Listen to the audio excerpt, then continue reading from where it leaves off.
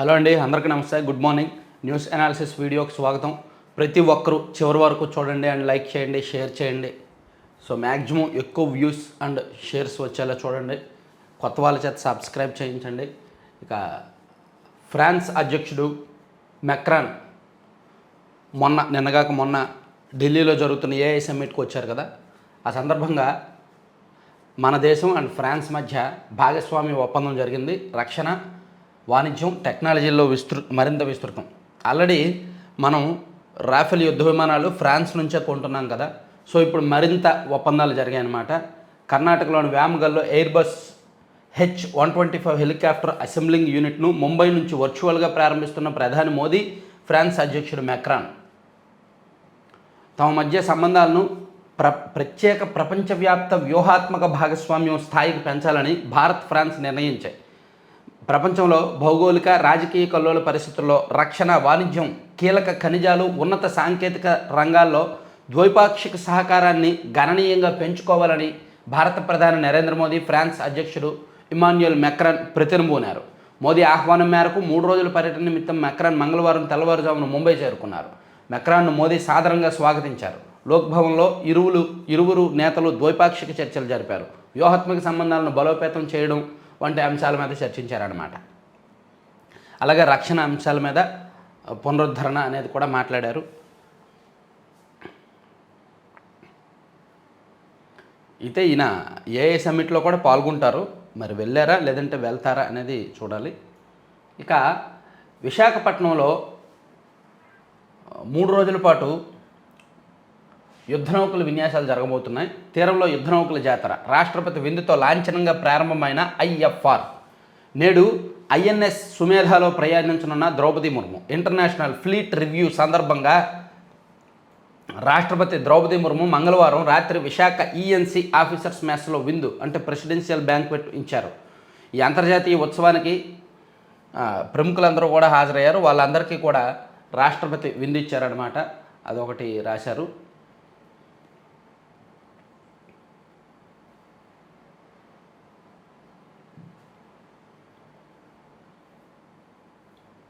వివిధ దేశాల నేవీ చీఫ్లకు దేశ రక్షణ దళాల సుప్రీం కమాండర్ హోదాలో రాష్ట్రపతి విందు ఇవ్వడం ఆనవాయితీ. ఈ విందుతో IFR లాంఛనంగా ప్రారంభమైనట్టు భావిస్తారు. ఈ కార్యక్రమానికి governor Abdul Nazeer, AP high court ప్రధాన న్యాయమూర్తి justice Dheeraj Singh Thakur, deputy CM Pawan Kalyan, ఆయన సతీమణి అన్నా లెజినోవా, విశాఖ జిల్లా ఇన్ఛార్జి మంత్రి Dola Balaveeranjaneya Swamy, Visakha port deputy chairman Roshini Aparanji, నగర మేయర్ పీలా శ్రీనివాసరావు తదితరులు హాజరయ్యారన్నమాట.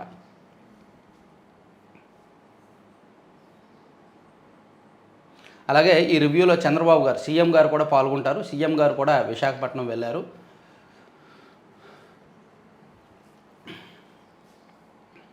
ఇక శ్రీ సిటీలో క్యారియర్ AC యూనిట్ అంటండి 1000 కోట్ల పెట్టుబడితో ఏర్పాటుకు సిద్ధం. 1000 మందికి ఉద్యోగాలు, కుదిరిన ఒప్పందం. Heating, ventilation and air conditioning రంగంలో అగ్రగామిగా ఉన్న carrier air conditioning refrigeration limited సంస్థ శ్రీ సిటీలో కొత్త తయారీ కేంద్రం ఏర్పాటుకు లీజ్ డీడ్పై సంతకం చేసింది. 1000 కోట్లతో ఏర్పాటు చేసే ఈ కేంద్రం ద్వారా 1000 మందికి ఉద్యోగ అవకాశాలు లభిస్తాయి. మరో 2000 మందికి పరోక్షంగా ఉపాధి లభిస్తుంది. 39 ఎకరాల విస్తీర్ణంలో ఏర్పాటయ్యే ఈ కేంద్రంలో సుస్థిర ఇంధన సామర్థ్యం కలిగిన కూలింగ్ పరిష్కారాలపై ప్రధానంగా దృష్టి సారిస్తారు అని చెప్పారనమాట. నిన్న ఒప్పందం జరిగింది. అలాగే OMC గనుల కేసు మీకు గుర్తుంది కదా, 2011 నాటిది. దానిలో శ్రీలక్ష్మి విషయంలో న్యాయ వ్యవస్థలు దోబూచులాడుతూ వచ్చే ఇన్నాళ్ళు చివరికి సుప్రీంకోర్టు ఆమెకు షాక్ ఇచ్చింది. ఆమెకు అరెస్టు నుంచి, కేసు నుంచి విముక్తి కల్పించకూడదు అని చెప్పి సుప్రీంకోర్టు నిర్ణయించి ఆమె వేసిన పిటిషన్ను కొట్టివేసింది. తెలంగాణ హైకోర్టు తీర్పునకు సమర్థన, ఇక శ్రీలక్ష్మి విచారణను ఎదుర్కోవడం తప్పనిసరి. సో ఓబులాపురం అక్రమ మైనింగ్ కేసులో నిందితురాలిగా ఉన్న A6గా ఉన్న IAS అధికారి శ్రీలక్ష్మికి సుప్రీంకోర్టులో చుక్కెదురైంది. ఈ కేసు నుంచి తనకు విముక్తి కల్పించాలంటూ ఆమె దాఖలు చేసిన SLP స్పెషల్ లీవ్ పిటిషన్ని సుప్రీంకోర్టు కొట్టేసింది. ఈ కేసులో శ్రీలక్ష్మికి వ్యతిరేకంగా తగిన సాక్ష్యాలు ఉన్నందున ఆమె విచారణను ఎదుర్కోవాల్సిందేనని గతేడాది జూలై 25న హైకోర్టు ఇచ్చిన తీర్పుని సుప్రీంకోర్టు సమర్థించిందన్నమాట. సో దాంతో శ్రీలక్ష్మి గారు OMC కేసులో నిందితురాలే, విచారణను ఎదుర్కోవాల్సిందే, నేరారోపణలను ఫేస్ చేయాల్సిందే. మ్యాక్సిమం దాని నుంచి తప్పించుకోవాలని ఆమె తనకున్న న్యాయపరమైన ప్రతి అవకాశాన్ని వాడుకున్నారు. కానీ ఎక్కడ ఆమెకు పాజిటివ్ తీర్పు రాలేదు. చివరికి ఫైనల్గా సుప్రీంకోర్టు కూడా చెప్పేసింది, మీరు మీ మీద ఆరోపణలు ఉన్నాయి, మీరు తప్పు చేశారన్నందుకు సాక్ష్యాలు ఉన్నాయి, కాబట్టి మీరు విచారణ ఎదుర్కోవాలి అని. సో ఇక ఆమె పాత్ర మీద సిబిఐ విచారణ జరుగుద్దన్నమాట. ఇక అత్యంత ఘోరమైన సంఘటన మదనపల్లిలో జరిగింది. 7 ఏళ్ళ మదనపల్లిలో దారుణం జరిగింది. అయితే దీనికి హెడ్డింగ్ ఏమో ఈనాడులో ఎదురింటోడే యముడయ్యాడు అని రాశారు. నాకు తెలిసి యముడయ్యాడు అనేది రాయకూడదు. యముడు అత్యాచారం చేయడు కదా, ఓకే ప్రాణాలు తీస్తాడు. మనం పురాణాల్లో రకరకాల పుస్తకాల్లో రకరకాల చోట చదువుకున్న ప్రకారం ఏంటంటే యముడు ప్రాణాలు తీస్తాడు. యమగండం అంటే ప్రాణాపాయం అని అర్థం, కానీ అత్యాచారం చేయడుగా. సో ఎదురుంటాడో యముడయ్యానని ఈనాడు లాంటి పత్రికలో రాయకూడదనేది నా ఒపీనియన్. మీరేమంటారు? అలా ఆ హెడ్డింగ్ పెట్టకూడదు. 7 ఏళ్ల చిన్నారిపై చేసి ఆపై నీటి డ్రమ్ములో ముంచి మృతదేహం ఉన్న గదిలోనే పడుకున్న నిందితుడు. మదనపల్లిలో ఎదురింటి వ్యక్తి ఘాతుకం. నిందితుడిని తమకు అప్పగించాలని స్థానికుల ఆందోళన. ఇదిగోండి, నిందితుడిని అప్పగించాలని జాతీయ రహదారి మీద స్థానికులు ఆందోళన చేశారు. అప్పగించాలి. నన్ను అడిగితే ఈ నిందితుడిని స్థానికులకు అప్పగించేయాలి. తప్పు ఏమీ లేదు. మేబీ చట్టపరంగా తప్పు అయితే కావచ్చు, కానీ ఇటువంటిది వాడికి అప్పగించాలి. ఈ సంఘటన చెప్పడానికి నాకు ఒకటి గుర్తొస్తుంది. 2012-13లో ఏలూరులో ఇటువంటి సంఘటన జరిగింది. ఏలూరులో ఒక దుకాణం నిర్వహించే వ్యక్తి దగ్గరికి 6 సంవత్సరాల పాప ఏదో మిఠాయి ఏదో కొనడానికి వెళ్ళింది. వెళ్తే ఆయన ఆ పాపకి మిఠాయి ఇచ్చి మాయమాటలు చెప్పి చేశాడు, అఘాయిత్యం చేశాడు ఆమె మీద. ఇమీడియట్గా అతని మీద కేసు నమోదైంది, ఫోక్సో కేసు నమోదైంది. అతన్ని పోలీసులు అరెస్ట్ కూడా చేశారు. కానీ ఆ గ్రామస్తులు, ఆ స్థానికులందరూ కూడా అతన్ని మాకు అప్పగించాలి అని చెప్పి ఆ నిందితుడిని పోలీసులు తీసుకువెళ్తున్న వాహనానికి అడ్డంగా నిలబడ్డారు. అయినా సరే పోలీసులు అతనికి రక్షణ కల్పించి తీసుకువెళ్ళారు. కానీ అనూహ్యంగా ఒక నైట్ స్థానికులకు అప్పచెప్పేశారు. కానీ సైలెంట్గా మీరు చేయాల్సింది సైలెంట్గా చేసుకోండి, బయటకు రాకూడదు, మేము ఎందుకంటే చట్టాలను మేనేజ్ చేయాలని చెప్పి స్థానికులకు అప్పచెప్పి ఏలూరు ఫైర్ స్టేషన్ సెంటర్లో అతనికి దేహశుద్ధి చేసి ఆ తర్వాత అతను పారిపోయి ఒక బ్రిడ్జి పై నుంచి రైల్వే ట్రాక్ మీదకు దూకేశాడు. 2012-13లో జరిగింది ఈ సంఘటన. అటువంటి వాళ్ళకు అటువంటి శిక్షే జరగాలి. అటువంటి శిక్ష కరెక్ట్. మీ ఒపీనియన్ ఏంటనేది కూడా కామెంట్ చేయండి. ఈ కులవర్ధన్ అనేవాడు అన్నమయ్య జిల్లా మదనపల్లి పట్టణంలో ఘోరం జరిగింది. గంజాయికి అలవాటు పడిన ఒక దుర్మార్గుడు 7 ఏళ్ల బాలికపై పాల్పడి నీళ్ల డ్రమ్ములో ముంచి రాత్రంతా మృతదేహాన్ని అందులోనే ఉంచి అదే గదిలో నిద్రపోయాడు. గంజాయి మత్తు ఏం చేస్తున్నాడో తెలియలేదన్నమాట. ఎంత దారుణం చూడండి. మద్యం మత్తు కొంతవరకు పడుకోబెడుతుంది, లేదా ఇటువంటి నేర ప్రవృత్తి 1 or 2% మాత్రమే కలిగిస్తుంది. కానీ గంజాయి మత్తు మోర్ దాన్ 20-25% నేర ప్రవృత్తి వైపు తీసుకువెళ్తుంది. పడుకోబెట్టదు గంజాయి మత్తు.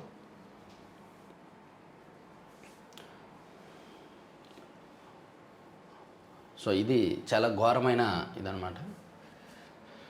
ఈ సంఘటన అన్ని పత్రికల్లో కవర్ చేశారు. చిట్టి చల్లిని చిదిమేశాడు, గంజాయి మత్తులో ఓ మానవ మృగం ఘాతుకం, 7 ఏళ్ల బాలికను అని ఆంధ్రజ్యోతిలో కవర్ చేశారు, సాక్షిలో కూడా కవర్ చేశారు, అన్ని పత్రికల్లో వచ్చింది. చాలా దారుణమైన సంఘటన.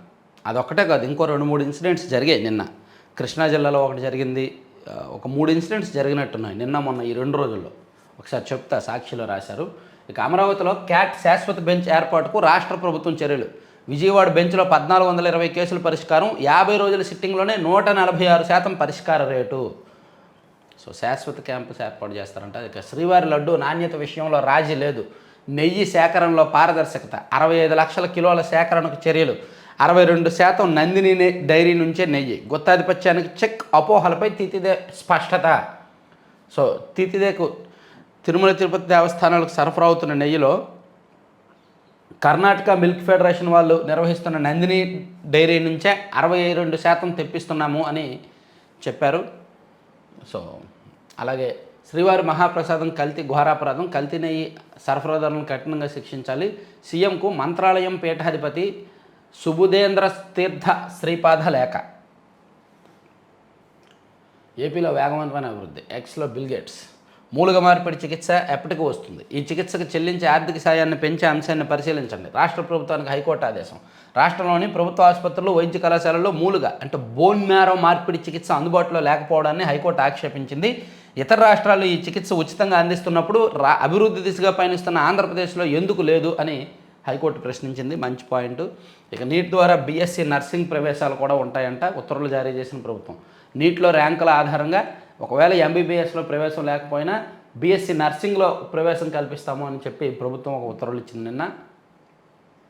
ఇక శ్రీశైలంలో శాస్త్రోక్తంగా పూర్ణాహుతి జరిగిందంట. నందీశ్వరుడిపై సర్వాంతర్యామి. శ్రీకాళహస్తిలో నందీశ్వర ఊరేగింపు జరిగింది. ఇక 100 కోట్లకు బ్రాడ్బ్యాండ్ వినియోగదారులు. కేంద్ర కమ్యూనికేషన్ల శాఖ సహాయ మంత్రి పెమ్మసాని చంద్రశేఖర్. దేశంలో బ్రాడ్బ్యాండ్ వినియోగదారుల సంఖ్య గత ఐదేళ్లలో 6 కోట్ల నుంచి 100 కోట్లకు చేరిందని కేంద్ర కమ్యూనికేషన్ల సహాయ మంత్రి పెమ్మసాని చంద్రశేఖర్ తెలిపారు. వైద్యులకు ఏఐ ప్రత్యామ్నాయం కాదు. అంతేగా, ఏఐ చికిత్స చేయలేదుగా, ఏఐ సర్జరీలు చేయలేదుగా.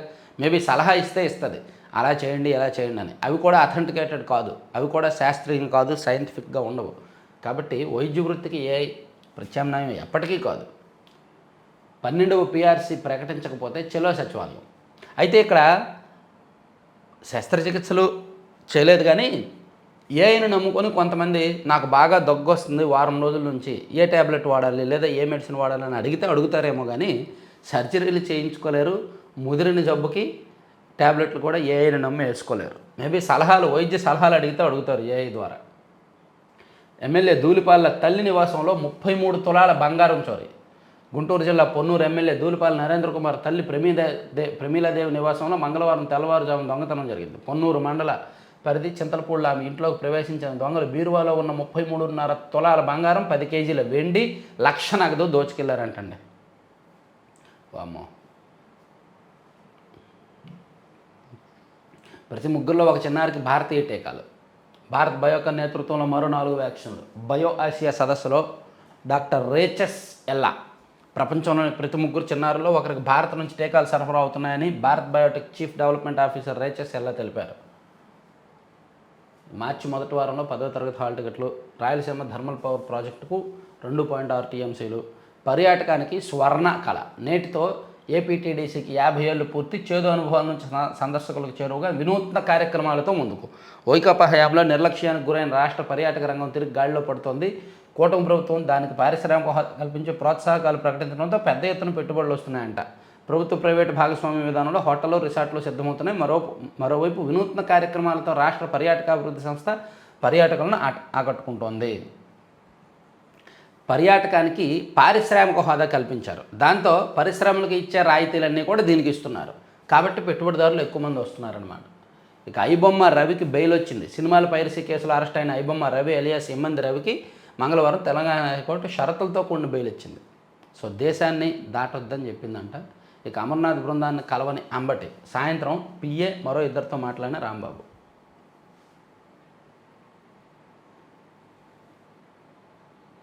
అయ్యో పాపం, వైసీపీ వాళ్ళు ఆయన్ని పలకరించడానికి వెళ్తే కలవడానికి ఇష్టపడలేదంట. మాజీ మంత్రి గుడివాడ అమర్నాథ్, మాజీ MLA Kurnool Dharmasri, Vizianagaram ZP chairman Majji Srinivasarao జైలుకి వెళ్తే ఈ విషయాన్ని జైలు అధికారులు అంబటికి తెలియజేశారు. వారిని కలవడానికి ఆయన ఆసక్తి చూపలేదని జైలు అధికారులు అన్నారు. తర్వాత వెనుదిరిగిన మాజీ మంత్రి అమర్నాథ్, ఇతర నేతలు రాంబాబుకు నీరసంగా ఉందన్నారని మరోసారి వస్తామని చెబుతూ వెళ్ళిపోయారు.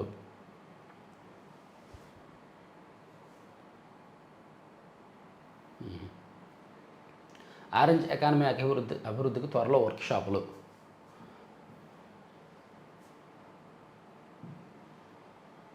నటి ప్రత్యూష కేసులో సుప్రీంకోర్టు తుది తీర్పు ఇచ్చింది. నిందితుడు సిద్ధార్థ రెడ్డికి 2 ఏళ్ల జైలు శిక్ష. గతంలో హైకోర్టు ఇచ్చిన తీర్పునే సుప్రీంకోర్టు కూడా సమర్థించింది. అయితే 24 ఏళ్ళు పట్టింది. 2002 ఫిబ్రవరి 23వ తేదీన నటి ప్రత్యూష అండ్ సిద్ధార్థ రెడ్డి ఇద్దరు కూడా ఇంటర్మీడియట్ క్లాస్మేట్స్. ఇంటర్మీడియట్ తర్వాత సిద్ధార్థ రెడ్డి ఇంజనీరింగ్కి వెళ్ళాడు. ప్రత్యూష ఏమో సినీ రంగంలోకి వచ్చింది. ఆమె అప్పటికే ఎదుగుతున్న దశలో మంచి తెలుగులో మంచి నటుల కోసం వెయిట్ చేస్తున్న దశ. సో ఈ అచ్చమైన తెలుగు అమ్మాయి, అందం, అభినయం అన్నీ కూడా చక్కగా ఉన్నాయి. అందుకని తక్కువ టైంలో 2-3 సంవత్సరాల్లోనే ఆమె 10కి పైగా సినిమాల్లో యాక్ట్ చేశారు. దాంతో మంచి పేరు వచ్చింది. సో ఈ టైంలోనే ఆమె క్షణికావేశంలో ఒక నిర్ణయం తీసుకొని సిద్ధార్థ్ రెడ్డి అండ్ ఆమె ఇద్దరూ కూడా ఆ రోజు ఒక పానీయంలో పురుగు మందు వేసుకున్నారు. సో దాంతో ఆమె మరణించారు. సిద్ధార్థ్ రెడ్డికేమో కింది court Hyderabad metropolitan sessions court 5 సంవత్సరాలు జైలు శిక్ష విధిస్తే ఆయన హైకోర్టులో రివ్యూ పిటిషన్ వేస్తే హైకోర్టు ఏమో 5 సంవత్సరాలు 2 సంవత్సరాలకు కుదించింది.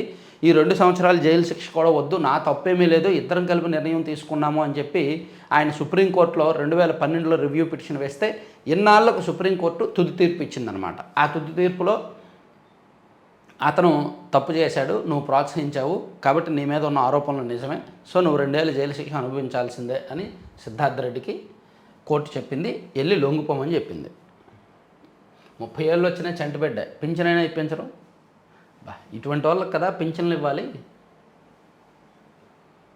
సినీ నటుడు మోహన్ బాబుకు హైకోర్టులో ఎదురుదెబ్బ, కిడ్నాప్ కేసులో అరెస్ట్ నుంచి రక్షణ కల్పించేందుకు నిరాకరణ. అమ్మయ్య, ఫస్ట్ టైం న్యాయ వ్యవస్థలో ఉన్నాయి అనిపిస్తోంది మోహన్ బాబు విషయంలో. దుర్మార్గాలన్నీ చేయడం, న్యాయ వ్యవస్థకి వెళ్ళి వ్యవస్థలో ఉన్న దాన్ని వాడుకొని లబ్ధి పొందడం మోహన్ బాబు గారికి అలవాటు అయిపోయింది. సో చివరికి అతనికి ఎదురుదెబ్బ తగిలింది. అరెస్ట్ నుంచి రక్షణ కల్పించలేమని సుప్రీంకోర్టు చెప్పింది, హైకోర్టు చెప్పింది. కానీ ఆయన ఊరుకోడు, సుప్రీంకోర్టుకు వెళ్తాడు. నా బిడ్డకు పూర్తి న్యాయం జరగలేదు. ఈనాడు ఈటీవీతో సినీ నటి ప్రత్యూష తల్లి సరోజినీదేవి. సో ఇవండి ఈనాడులో అంశాలు. సాక్షిలో చూస్తే కంటి పాపను చిదిమేశాడు, గంజాయి మత్తులో నర్రోపరాక్షుడు ఘాతకం అది ఇందాక చెప్పాం కదా మదనపల్లి సంఘటన. సో మదనపల్లి సంఘటనను సాక్షిలో అలా రాశారు. 7 ఏళ్ల చిన్నారిపై లైంగిక దాడి, నీటి డ్రమ్లో ఉంచి ఉన్మాది, నిందితుడి ఇంట్లోనే బయటపడిన బాలిక మృతదేహం, మదనపల్లిలో వెల్లువెత్తిన ప్రజాగ్రహం, నిందితుడికి అప్పగించాలంటూ స్థానికుల ఆందోళన. చంద్రబాబు ఇకనైనా మేలుకో, మదనపల్లి బాలికపై దాడి ఘటన మీ ప్రభుత్వానికి సిగ్గుచేటు కాదా, ప్రభుత్వంపై నిప్పులు చెరిగిన వైఎస్ జగన్. ఇక శాసన మండలిలో హెరిటేజ్ విషయం అత్యంత గందరగోళ పరిస్థితులకు దారితీస్తోంది. కిలో నెయ్యి 300 నుంచి ఏకంగా 658 ఎందుకు పెరిగింది? హెరిటేజ్తో ఇందాపూర్ డైరీకి ఉన్న సంబంధం ఏంటి? ఈ విషయంపై చర్చిద్దామంటే దుర్మార్గంగా మైకులు కట్ చేస్తారా? వాయిదా తీర్మానంపై చర్చకు ఎందుకు భయపడుతున్నారు? టీటీడీకి ఇందాపూర్ డైరీ నెయ్యి సరఫరాపై అట్టుడుకున్న శాసన మండలి. శ్రీవారిని అడ్డుపెట్టుకొని రాజకీయం చేయడంపై వైఎస్ఆర్సీపీ నిప్పులు. చంద్రబాబు అధికారంలోకి రాగానే నెయ్యి సరఫరా ధర రెట్టింపు చేసే కుట్ర. లడ్డూలో జంతువుల కొవ్వు కలిసిన నెయ్యి వాడారని దుష్ప్రచారం. తన హెరిటేజ్కు తన సంబంధికులకు భారీ లబ్ధి చేకూర్చేందుకు స్కెచ్. ఈ ముసుగులో కిలో నెయ్యి 658తో ఇందాపూర్ డైరీ కట్టబెట్టిన వైనం. వరుస సంఘటనలతో హెరిటేజ్లో ఇందాపూర్ భాగమేనని బట్టబయలు. ఈ విషయం సభలో చర్చకు రాకుండా డ్రామా. తిరుమలలో నిర్దిష్ట విధానంలో నాణ్యత పరీక్షల తర్వాతే నెయ్యి వాడకం. గత బాబు పాలనకు ముందు, ఆ తర్వాత జగన్ పాలనలోనూ ఇదే విధానం అని రాశారు. సో శాసన మండలిలో గట్టిగా చర్చ జరుగుతోంది. దానికి మండలి చైర్మన్ మైకులు కట్ చేశారు. సో మైకులు కట్ చేసింది ఎవరు? టీడీపీ వాళ్ళు కాదుగా, మండలి చైర్మనే కదా. సో అది అనైతికం కాబట్టి, అది అనవసరం కాబట్టి వాళ్ళ పార్టీకి సంబంధించిన చైర్మన్ చర్చ వద్దు అని మైకులు కట్ చేశారు. దానికి వైసీపీ వాళ్ళు పోడియం చుట్టుముట్టారంట. ఇక జనన ధృవీకరణ పత్రంతో సివిల్ రిజిస్ట్రేషన్.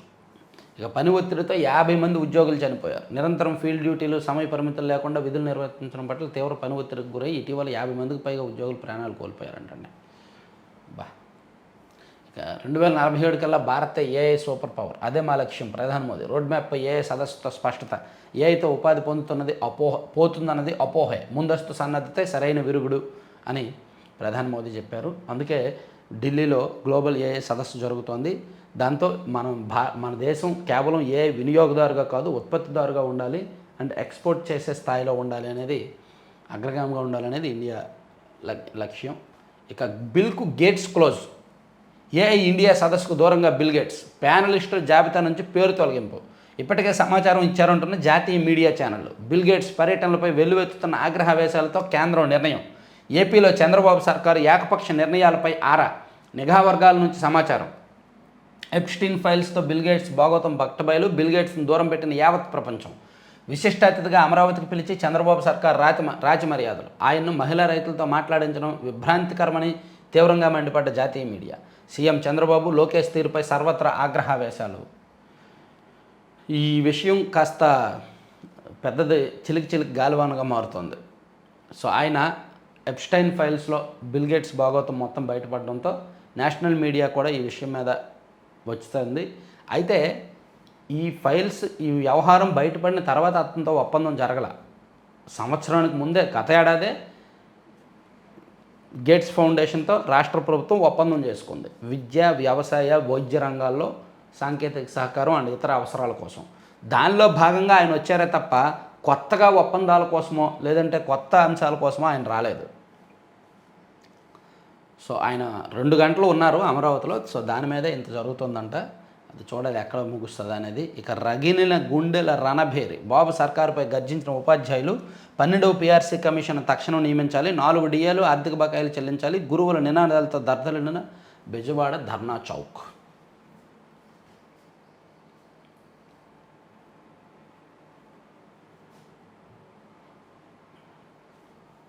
రగిలిన గుండెల వేరే ఆ పాపం చంద్రబాబుదే. శ్రీవారి సొమ్ము దోపిడీ ఇందాపూర్ ముసుగు. ఇది సీఎం చంద్రబాబు మరో స్కాము అని ఇచ్చారు.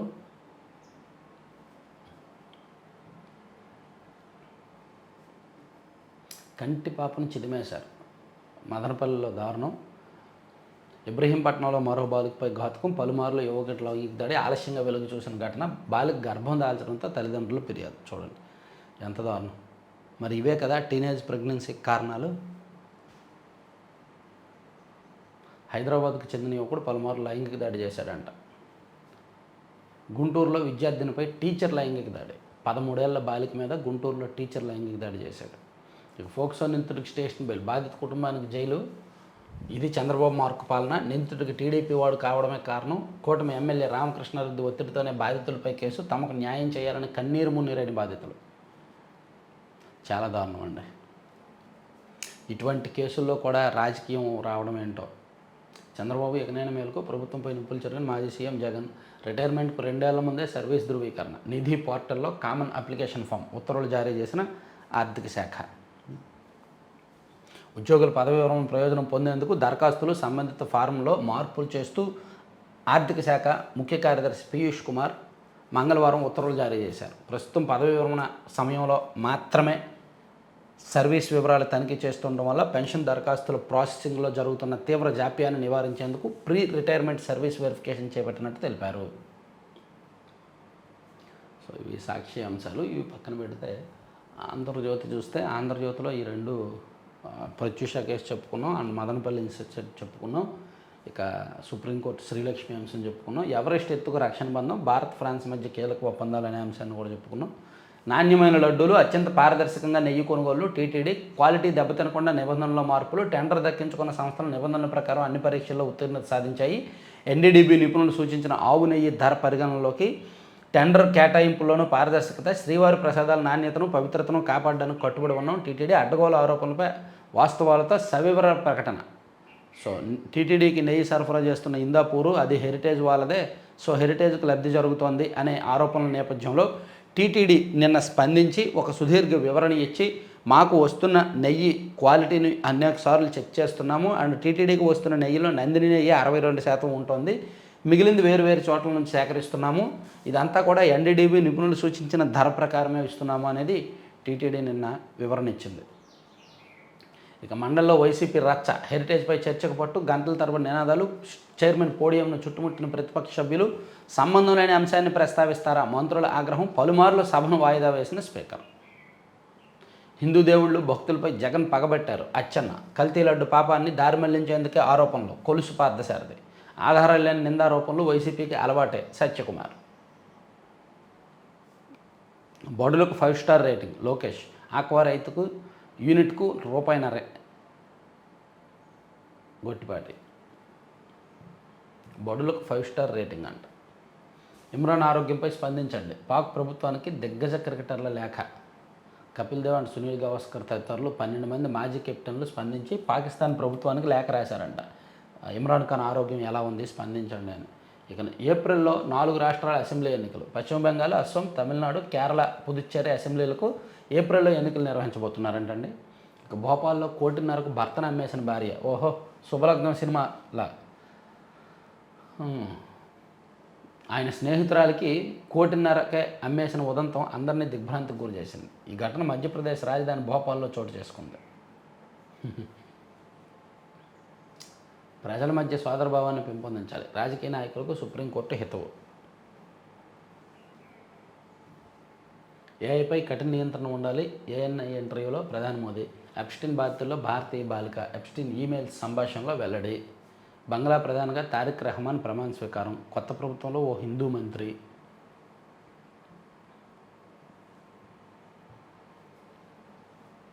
మార్కుల్లో తేడా వస్తే టీచర్లకు జరిమానా. 1500 నుంచి 4000 వరకు ఫైన్. 10th మూల్యాంకనంలో సంస్కరణలు. ఎస్, జరగాలి, ఉండాలి. ఇది 10వ తరగతి మూల్యాంకనంలో ఈ తరహా ఉండాలి. లేకపోతే 600కు 600 రావడం ఏంటో. సబ్జెక్టులో అయితే వస్తాయి, లాంగ్వేజెస్లో కూడా మరీ అలా వేసేయడం వలన లాస్ట్ ఇయర్ కొన్ని విమర్శలు వచ్చాయి ప్రభుత్వం మీద. అందుకే మూల్యాంకనం జాగ్రత్తగా చూసుకోండి అని ఫైన్ వేస్తాము లేకపోతే అని చెప్పి ప్రభుత్వం చెప్పిందనమాట. ఇక పదవి విరమణ వయసు పెంపుతో వివక్ష ఎందుకు, స్వయంగా కోర్టుకు హాజరు వివరణ ఇవ్వండి హైకోర్టు. బీసీ సింహగర్జన వివరాలు సమర్పించండి. పోలీసులకు హైకోర్టు ఆదేశం, విచారణ రేపటికి వాయిదా. బీసీ సింహగర్జన బహిరంగ సభకు అనుమతి ఇచ్చేలా పోలీసులను ఆదేశించాలని కోరుతూ బీసీవై అధ్యక్షుడు బోడే రామచంద్ర యాదవ్ దాఖలు చేసిన పిటిషన్పై మంగళవారం హైకోర్టు విచారణ చేపట్టింది. ఈ వ్యవహారంపై వివరాలు సమర్పించాలని పోలీసులను ఆదేశించింది. 22న వెలుగొండకు సీఎం చంద్రబాబు. ప్రాధాన్య ప్రాజెక్టుల పూర్తి లక్ష్యం, జూన్ నాటికి వెలుగొండను పూర్తి చేయాలని నిర్ణయం. పనులు పూర్తి కాకుండానే నాడు ప్రారంభోత్సవం చేసిన జగన్ లక్ష్యాన్ని చేరుకునేలా పనుల వేగాన్ని పెంచాలి మంత్రి నిమ్మల. సో వెలుగొండ ప్రాజెక్టు పనులను సీఎం గారు 24వ తేదీన పరిశీలిస్తారంట. ఇక ప్రమాదకర స్థితిలో దేశ ఆర్థిక వ్యవస్థ, వడ్డీ చెల్లింపునకు 14 లక్షల కోట్లు. మన దేశాన్ని అమెరికా కాళ్ళ వద్ద పెట్టిన ఘనత మోదీకే దక్కుతుంది. రామకృష్ణ. సో ఇవ్వండి ప్రధాన పత్రికల్లో న్యూస్ అనాలిసిస్. చివరి వరకు చూసిన ప్రతి ఒక్కరికి ధన్యవాదాలు. ఆ సిన్సియర్ రిక్వెస్ట్, ప్రతి ఒక్కరు కూడా లైక్ చేయండి, షేర్ చేయండి, అందరినీ కొత్త వాళ్ళని సబ్స్క్రైబ్ చేయించండి. Thank you very much.